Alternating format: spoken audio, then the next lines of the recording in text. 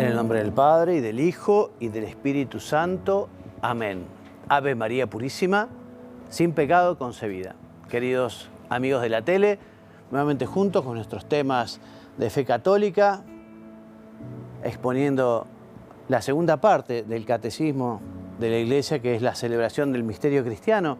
Y ya estamos tratando sobre los sacramentos de curación, y la semana pasada comenzamos con el sacramento de la penitencia, el sacramento de la reconciliación, un regalo maravilloso que nos ha dejado el Señor, por el que tenemos esa seguridad que cuando nos confesamos bien y el sacerdote dice las palabras de la absolución, et ego te absolvo, y yo te absuelvo, dice el sacerdote en el nombre de Cristo, en el nombre del Padre, yo te absuelvo. Qué alegría, Señor.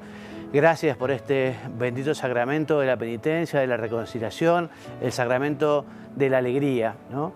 Y la semana pasada estábamos hablando de la relación que existe entre el sacramento de la penitencia y la virtud de la penitencia, o sea, la virtud del arrepentimiento. Algo totalmente necesario, porque si no hay arrepentimiento, si no existe la virtud de la penitencia, y no va a haber sacramento de la reconciliación, porque hace falta estar arrepentido para recibir la absolución. Una persona que se acercara al sacerdote, se confesara de sus pecados, pero no tuviera ningún tipo de propósito de enmienda, ningún, digamos, propósito de cambiar, de mejorar, ¿no? Evidentemente no hace falta tener la certeza absoluta de que uno nunca más va a pecar, porque eso es imposible, ¿no? Y de hecho hay gente que dice eso, no, yo no me acerco a confesarme porque voy a volver a tropezar, voy a volver a caer. Sí, sí, es algo muy factible y nos pasa muchas veces que tropezamos con la misma piedra, caemos en el mismo pecado, ¿no? Pero cuando hay arrepentimiento, cuando se le pide perdón al Señor, cuando uno también se dispone a tener algún propósito de mejora, de cambio, poner los medios, y bueno, se nos perdona.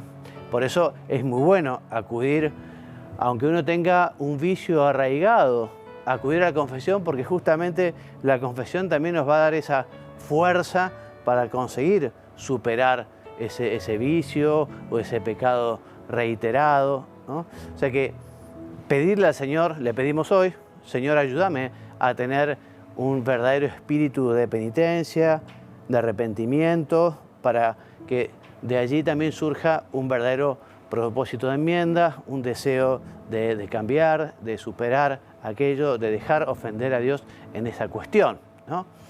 Estábamos hablando entonces de la penitencia y vinculamos ahora la Eucaristía con justamente la virtud de la penitencia, ¿no? Y decimos que la conversión y la penitencia diarias encuentran su fuente y alimento en la Eucaristía. Efectivamente, acudiendo al Señor, vamos a conseguir una mayor penitencia, un mayor dolor, pues ella se hace presente en el sacrificio, en ella se hace presente el sacrificio de Cristo, que nos reconcilió con Dios en primer lugar, recordemos. También porque ella es alimento y nos fortifica, y también porque es antídoto que nos libera de nuestros pecados y faltas cotidianas y nos preserva de los pecados graves, de los pecados mortales.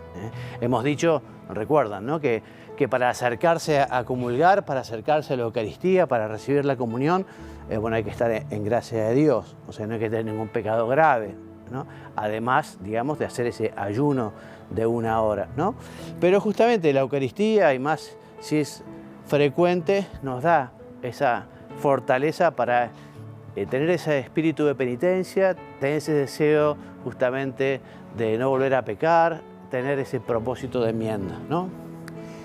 También reaviva en nosotros el espíritu de conversión y de penitencia, por ejemplo, la lectura de la Sagrada Escritura, ¿no?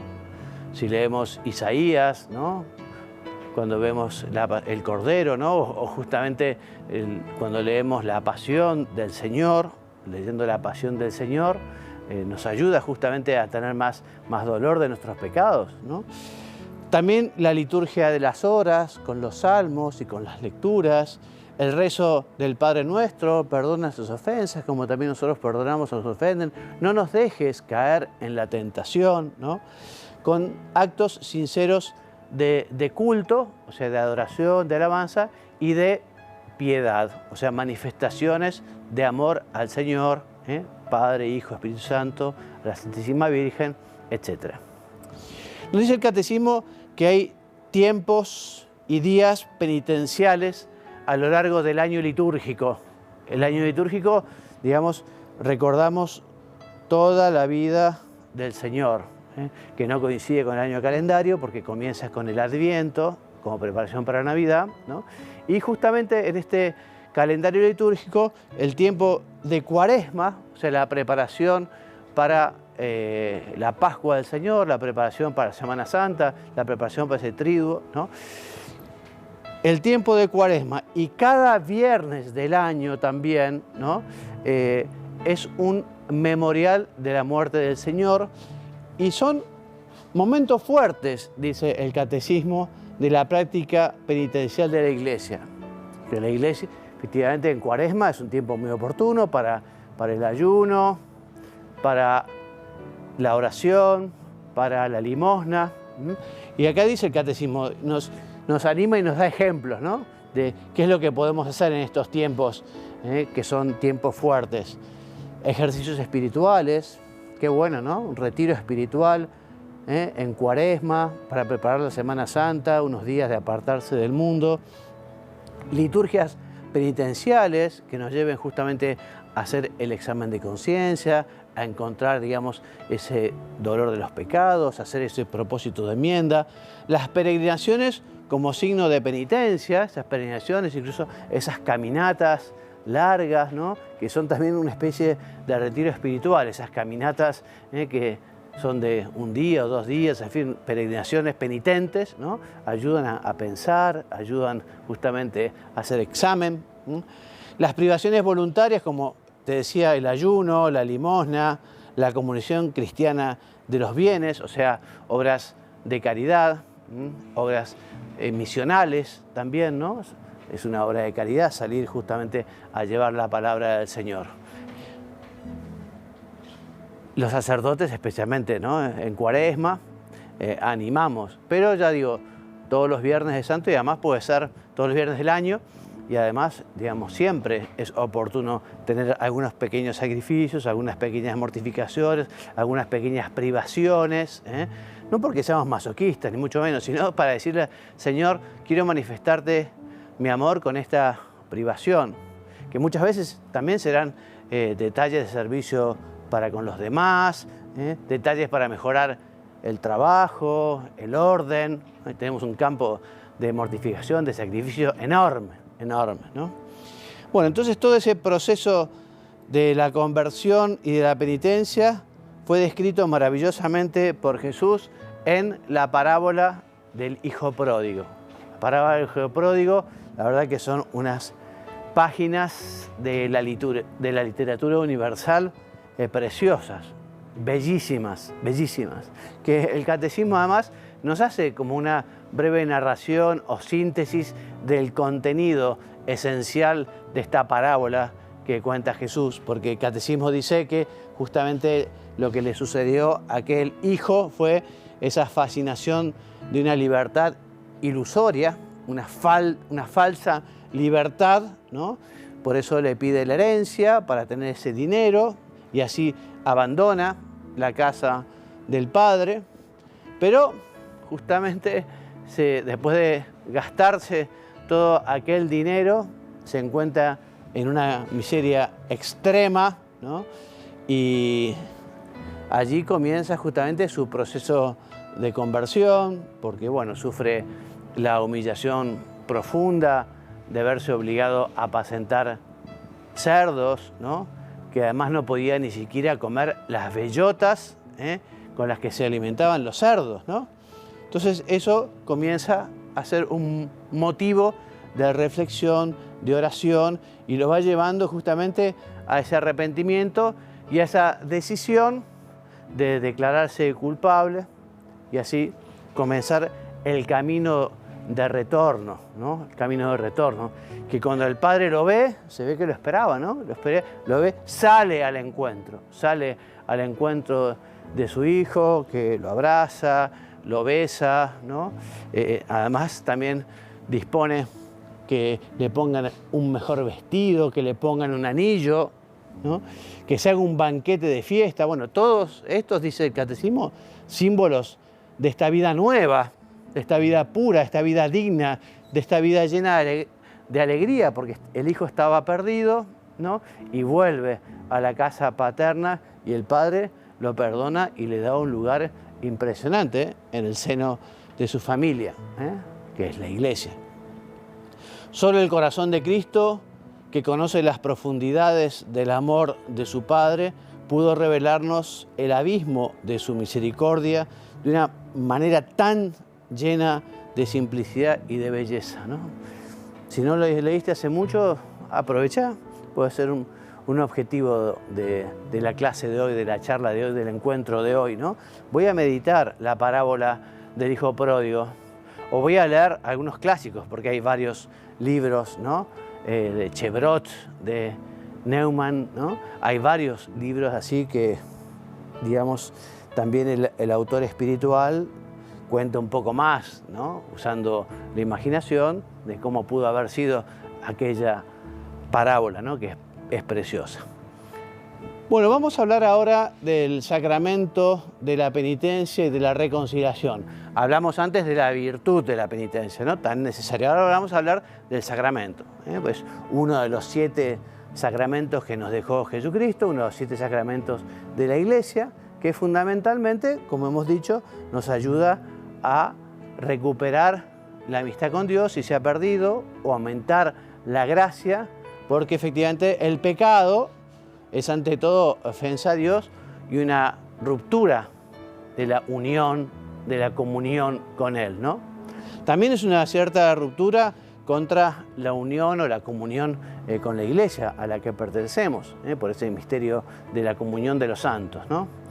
Entonces, por eso la conversión implica a la vez el perdón de Dios y la reconciliación con la Iglesia, que es lo que expresa y realiza litúrgicamente ese sacramento, este sacramento de la penitencia, de la reconciliación, ¿no? Solo Dios perdona los pecados, ¿no?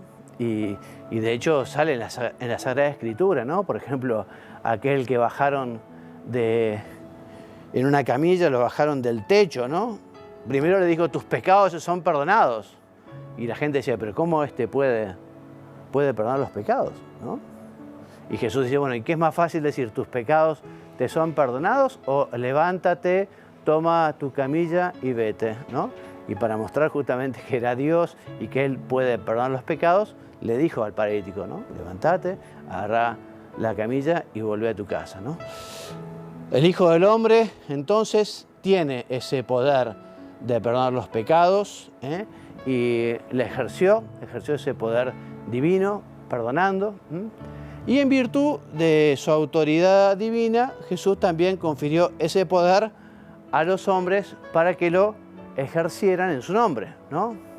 Y Cristo se lo quiso dar a su Iglesia, tanto en su oración como en su vida y su obra, fuera el signo y el instrumento de perdón y de la reconciliación que nos adquirió el precio de su sangre.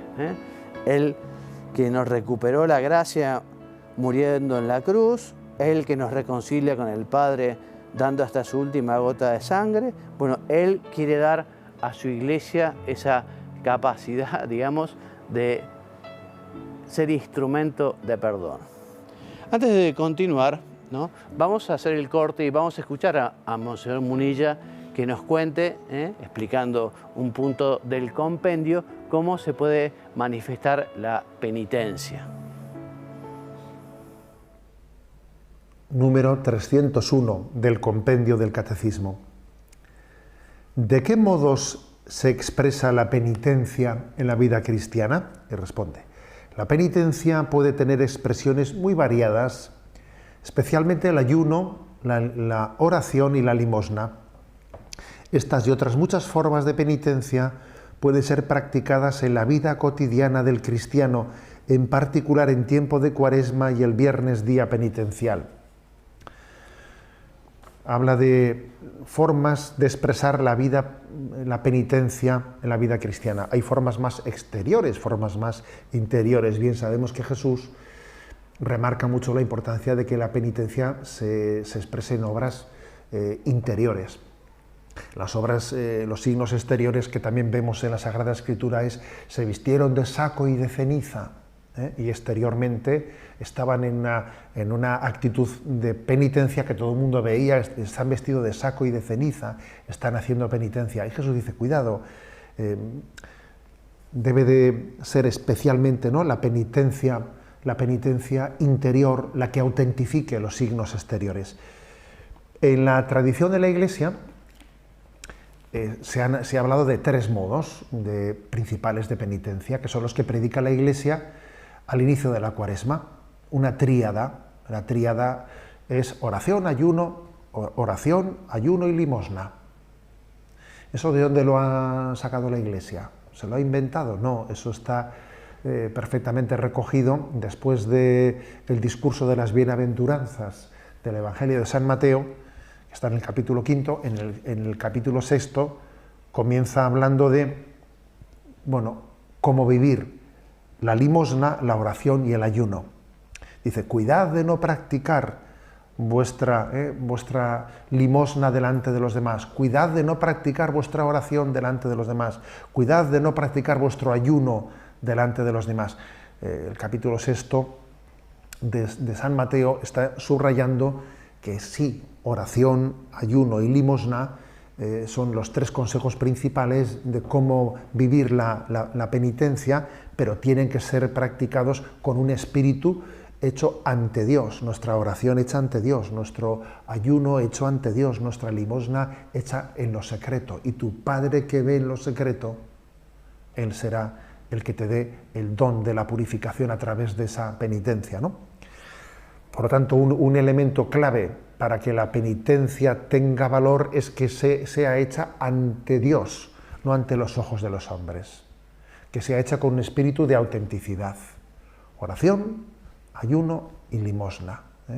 La caridad, el sacrificio, la mortificación y la oración son los 3 elementos principales de penitencia.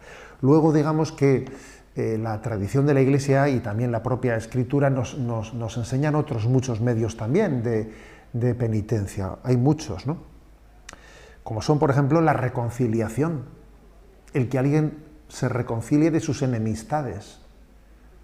Que alguien diga: no voy a permitirme más en mi vida tener enemigos, negarle la palabra a nadie, yo voy a ofrecer mi mano de reconciliación. Obviamente esa es una penitencia agradabilísima a los ojos de Dios. Cuando alguien da ese paso, ha dado un salto de gigante, en su vida espiritual. La defensa de la justicia.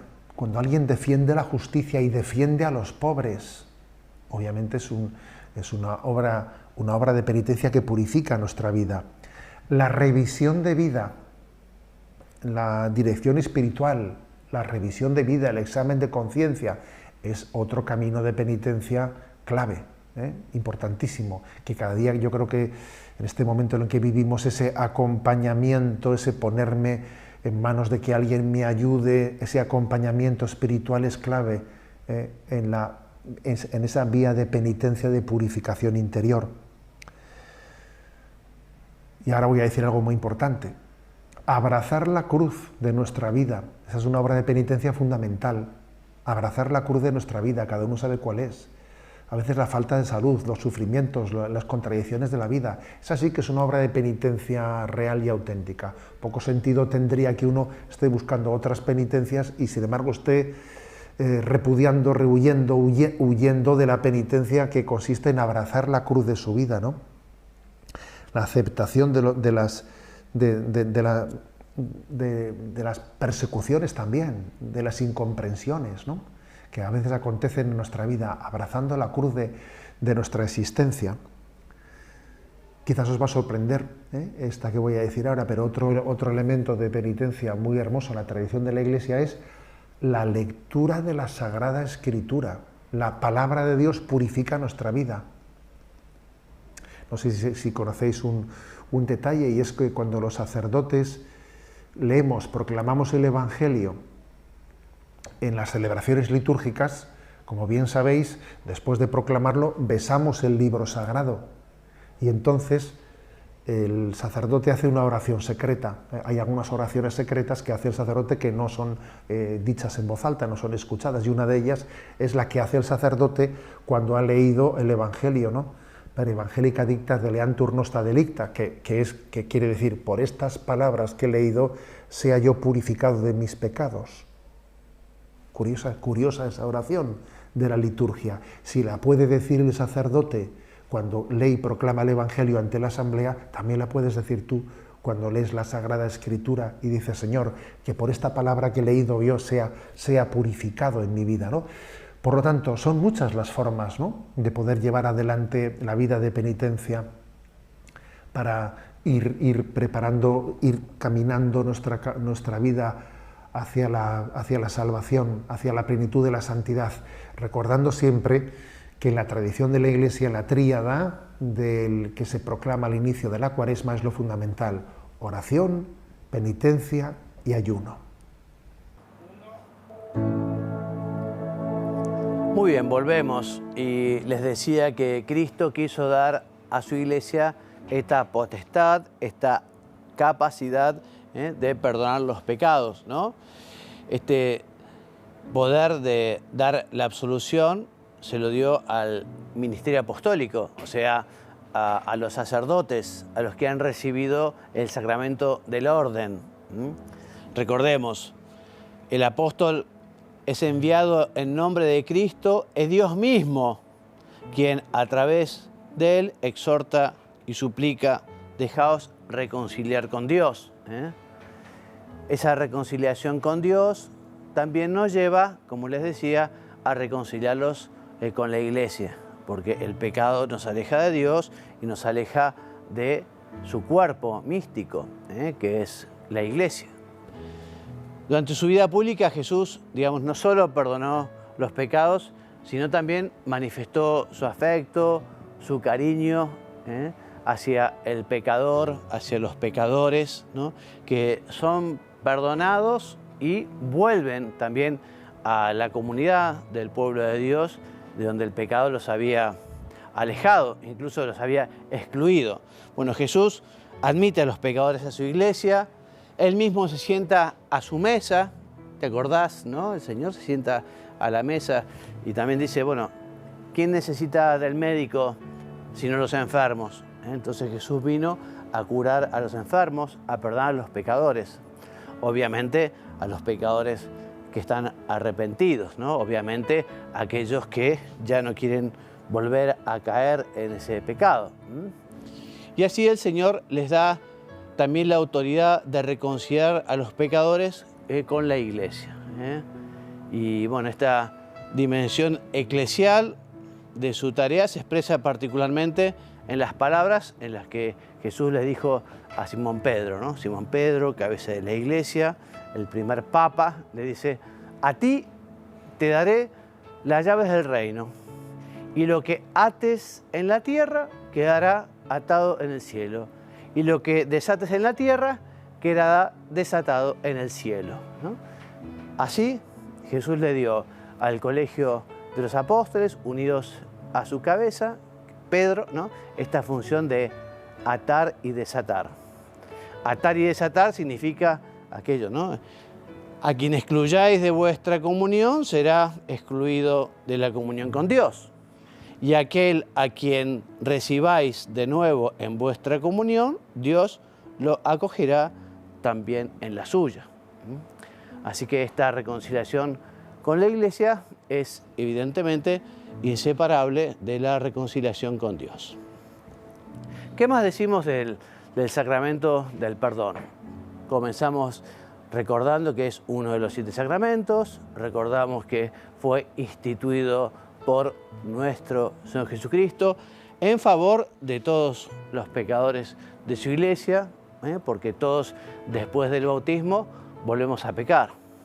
El bautismo no perdona el pecado original, pero no nos quita esa tendencia, esa inclinación, esa concupiscencia, ¿no?, que justamente nos lleva a pecar.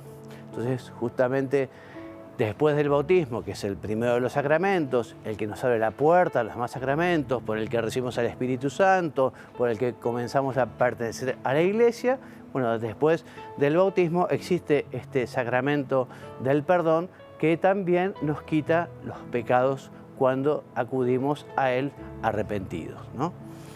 Este sacramento de la penitencia, te decía, ofrece una nueva posibilidad de convertirse y de recuperar la gracia de la justificación, o sea, la gracia de la salvación, o sea, la gracia de ir al cielo. Los padres de la Iglesia, que son los primeros sucesores de los apóstoles en su predicación y sus escritos, bueno, presentan al sacramento como la segunda tabla de salvación después del naufragio, de la pérdida de la gracia. Bueno, y a lo largo de los siglos, la forma de ejercer este poder ha ido variando, ha ido cambiando. O sea, en los primeros siglos la penitencia era pública, ¿no? Era pública, era una disciplina muy rigurosa, según la cual los penitentes debían hacer penitencia pública de sus pecados, a menudo durante largos años, antes de recibir la reconciliación, ¿no? Y bueno, y este orden de los penitentes, bueno, solo se concernía a ciertos pecados graves y solo se era admitido raramente y en ciertas regiones una sola vez en la vida. Bueno, pasado el tiempo, llegamos al siglo VII y los misioneros irlandeses, inspirados en la tradición monástica de Oriente, trajeron a Europa continental la práctica de la confesión privada. Antes era pública, ahora es privada, por lo tanto no se exige la realización pública y prolongada de obras de penitencia para recibir la reconciliación, ¿no? Entonces, a partir de entonces, ya la persona se puede confesar de un modo secreto y además lo puede hacer con mayor frecuencia. Se puede reiterar este sacramento y así se abre el camino a una recepción regular del sacramento. Aprovechamos para decir qué bueno que es tener la bendita costumbre de la confesión frecuente, ¿no? O sea, la Iglesia obliga, lo que es propiamente obligación, a confesar y comulgar al menos una vez al año.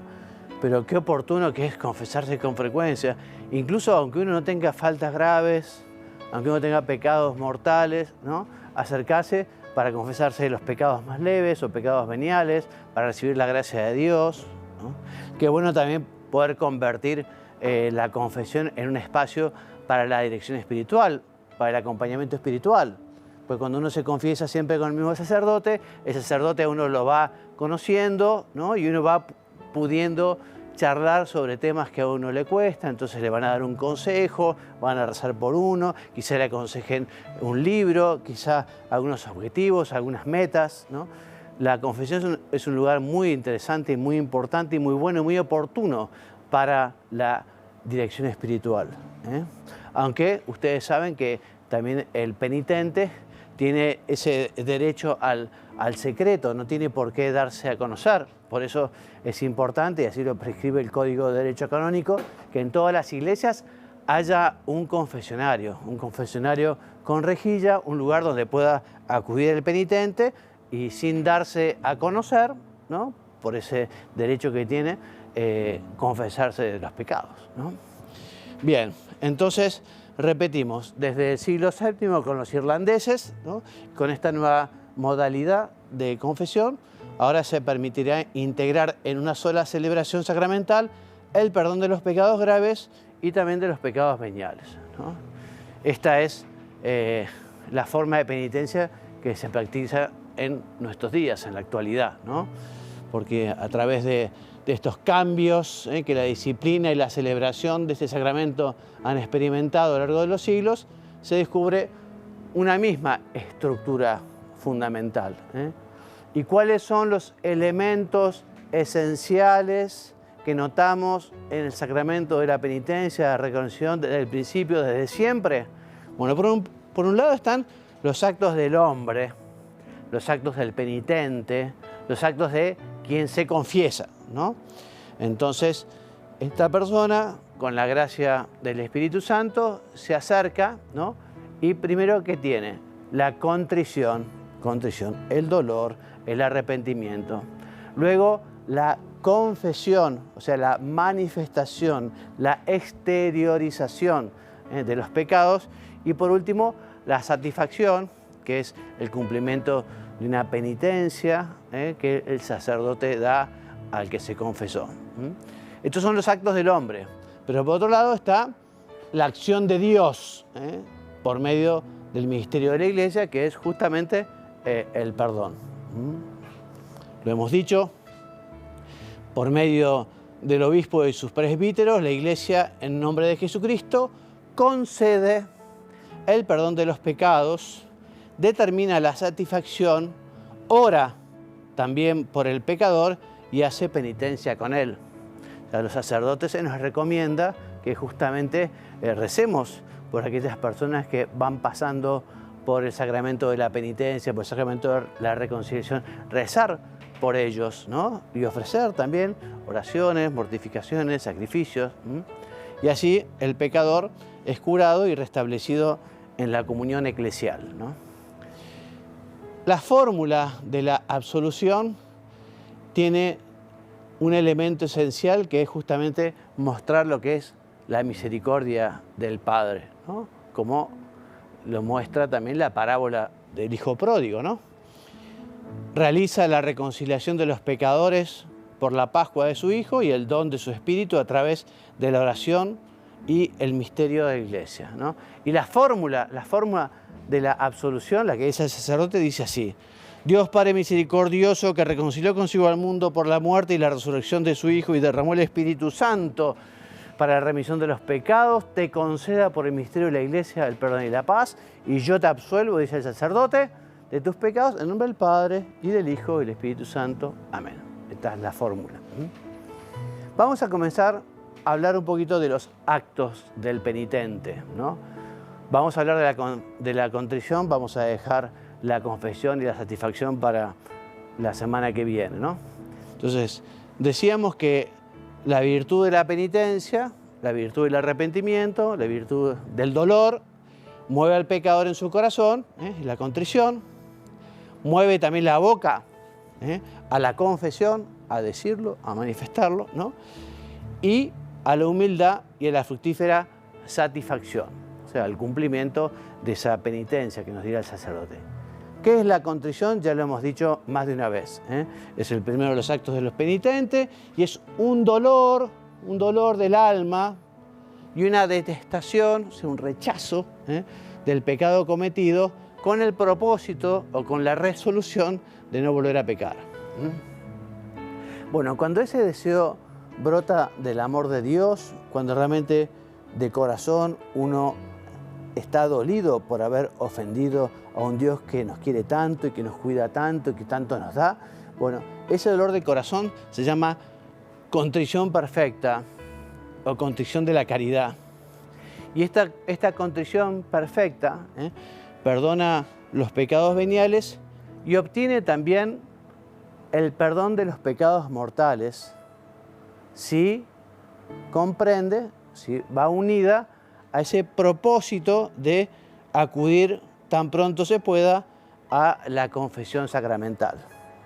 Esto es muy importante porque uno puede tener un tropiezo grave, pero si uno tiene realmente un arrepentimiento de corazón, ¿no? Y dice, bueno, en cuanto pueda yo me voy a confesar, bueno, a uno se le perdona el pecado grave.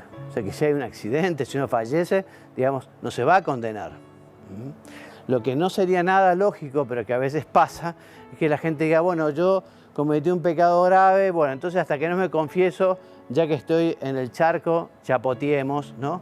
Y eso está muy mal, porque además de seguir ofendiendo a Dios, que no hay derecho a seguir ofendiendo a Dios, además nos seguimos haciendo daño y en vez de poder justamente buscar ese dolor de contrición, ese dolor de amor, para que se nos perdone los pecados, ¿no?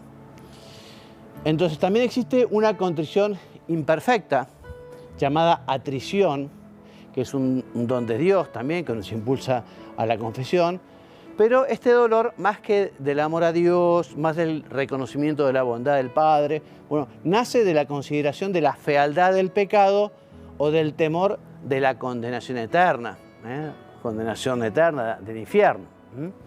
Bueno, tal tipo de conmoción de la conciencia puede ser el comienzo de una evolución interior que culmina bajo la acción de la gracia en la absolución sacramental, ¿no? O sea que eso es muy bueno y oportuno, no es que sea desechable el tener también temor, digamos, de las consecuencias del pecado o de la fealdad del pecado, ¿no? Pero justamente este tipo de arrepentimiento, de contrición, no alcanza para el perdón de los pecados graves, pero sí dispone a obtener la absolución en la confesión.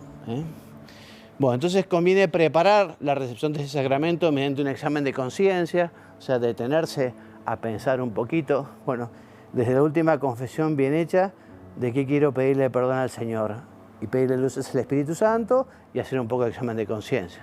Si uno hace examen de conciencia todos los días, quizás antes de dormir, y bueno, si recuerda algo para confesarse, puede ser oportuno incluso anotarlo. Bueno, me voy a anotar, falté a la caridad porque traté mal a alguien, ¿no? Entonces, bueno, uno puede anotárselo para... A veces uno no sabe de qué confesarse, pero a veces no sabe de qué confesarse porque tampoco es que haga examen de conciencia, tampoco hace esa introspección, ¿no?